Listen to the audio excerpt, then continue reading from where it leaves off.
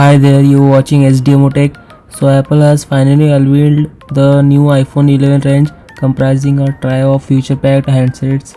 Here's everything we know about the iPhone 11, including its release date, new camera features, how much it will cost and more. The iPhone 11 will cost $699 and hit stores on September 20.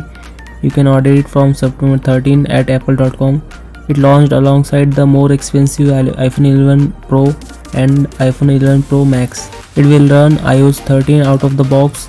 There are two 12 megapixel sensors on the back, with the second one there for ultra wide angle shots. It's powered by Apple's new A13 Bionic chip, which Apple claims is the most powerful chip ever to sit inside a phone.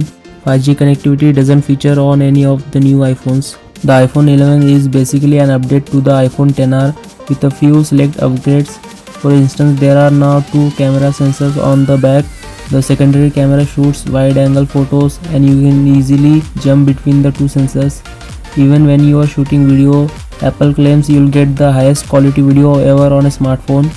Apple also claims the new A13 Bionic chipset inside the phone, both for general performance and graphics.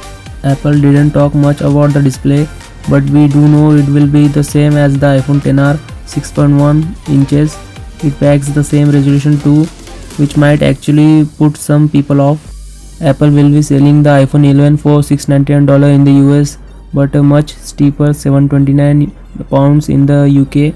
It's available in a pleasing range of color schemes: yellow, purple, green, white, black and product red. iPhone 11 packs 4GB of RAM just like the iPhone XS, but iOS optimization makes the most of what seems to be a relatively stingy amount of memory in comparison to competitors, which increasingly pack in up to 12GB of memory. So if you were waiting to pick up the iPhone 11, I would like to say go for it.